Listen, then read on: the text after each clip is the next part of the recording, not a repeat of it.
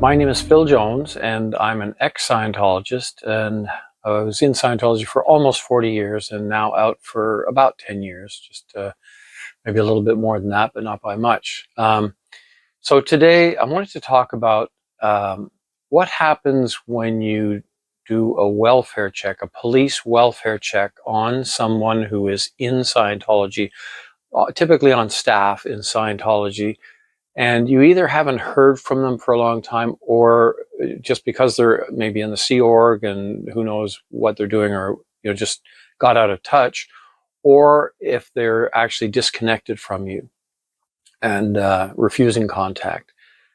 Can you get a welfare check?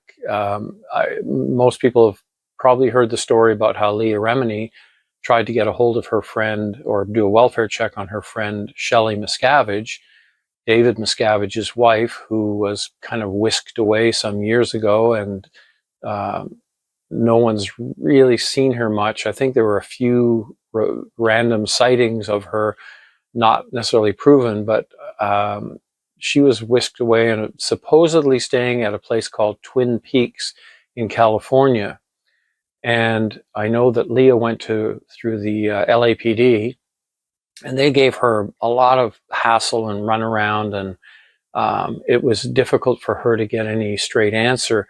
Supposedly, in the end, they found out the LAPD may have actually contacted Shelley, but they didn't really provide any real information back to Leah. So in that case, it was difficult to get a welfare check done. I've heard from other people who have been refused welfare checks.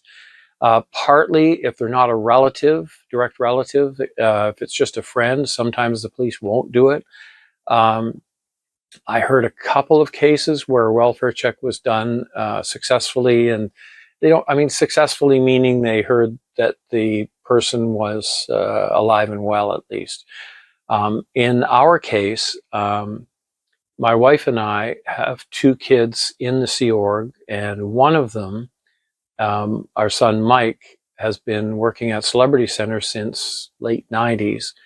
And during the whole time that we were still in Scientology, we didn't hear from him that much, but we did see him periodically. We would take trips out to LA, and we could spend half a day or a couple of hours together. In some cases, a little bit longer, maybe a whole day. That was usually the extent of it. And so once we were declared and we were out of Scientology, we made a lot of efforts to try to get a hold of our kids. And as far as with our son Mike goes, he's got a bit of a medical issue that I know that Scientology will not address. And Scientology uses people up. They don't just use people, they use them up. And we were just concerned that Scientology would just, wear him down into the ground until he was just, couldn't do anything anymore.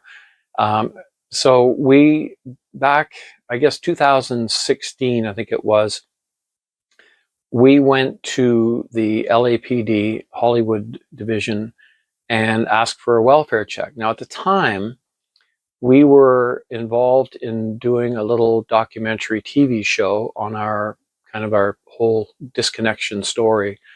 And so we were being followed by cameras. And when we went to the LAPD, I don't know whether it had an effect on them doing something for us or not, but because we had cameras following us, they did, when we went into the office there, the station, and asked for a welfare check, they told us that they would send a couple of officers over to Celebrity Center, and we were just to go over there and meet them, and then they would check on our son.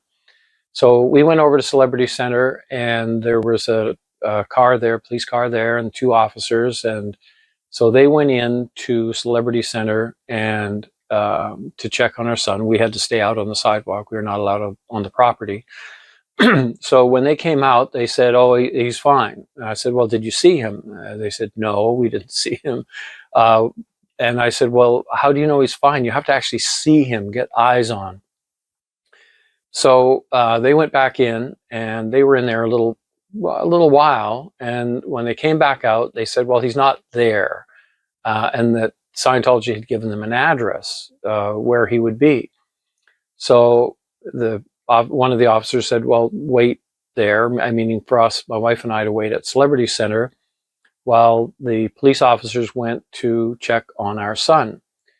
And he had my phone number. He was going to call me if he found anything. So about 15 minutes later, I got a call from the one officer, and he said Scientology had given them a fake address, and he was pissed. I mean, this police officer was pissed that the Scientology would actually do that. So I didn't know what to do. The officer said, well, leave it with him, and he's going to see what he can do. So we waited a while. I mean, it was maybe a half an hour later. I got a call from the officer.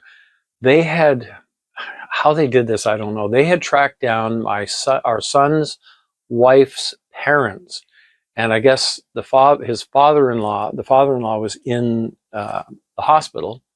So they went to the police officers went to the hospital, and our son was there, but surrounded by Scientology security. So I had written a note for our son, and just for the officer to pass along. So he gave the note to our son, stood there while our son read it, and then the officer dialed my number, handed the phone to our son, and said, talk to your father. So anyway, it didn't go great. When I got on the phone, it was basically our son just basically said he didn't want to have anything more to do with us, but he was surrounded by Scientology security. There's no way he's going to say anything other than that anyway. And that was kind of the extent of it. The officers came back. We were still at Celebrity Center, and we were talking to them. I was really impressed with these. I know there's been a lot of criticism of LAPD, but those two officers, they went above and beyond. And I think the thing is that partly, not all of the police in that division are Scientology connected or related or supportive or whatever. And the other thing is, because we had the cameras, professional camera crew around, and sound and all of that stuff, they might have gone a little bit extra from that. But I was standing there talking to these officers at the end of it, and then one of the officers looked past me over my shoulder, and one of the Scientology security people had walked up right behind me just to hear what we were saying, what our conversation with these police officers was about. I mean, those guys are just sneaky. So anyway, so the officer told the guy to step back, and he did a little bit, but anyway, so at that point, there wasn't much we could do. The officers got back in their car, and I was it at that point. And I was kind of crushed, because it was like, what the heck are we going to do now? This was, yeah, we had a welfare check. We found out our son was vertical, alive, still standing. But the word that we got was like really not a good word. So, I mean, I was just crushed at that point. And I actually made the comment, said, I'm done. I'm just done. And so we turned around, we walked towards the car. As we were walking away from Celebrity Center, I looked over, and there were at least 4 or 5 Scientology security people standing just on the property there. But this one guy, he was just a nasty piece of work. He was the guy that snuck up behind me. And I looked over at him, and he was laughing. He was just laughing at us. And I looked over at him. I was really pissed. And I said, you're laughing at broken families and Scientology disconnection. And I said, you know what? I said, we're going to be back. And I said, we're going to be back bigger. And I didn't know what we were going to do at that point, but that really is what led to doing the billboards at that point. We wanted to do something bigger, and we did. So anyway, that's pretty much our welfare check little snippet there. And it can be done.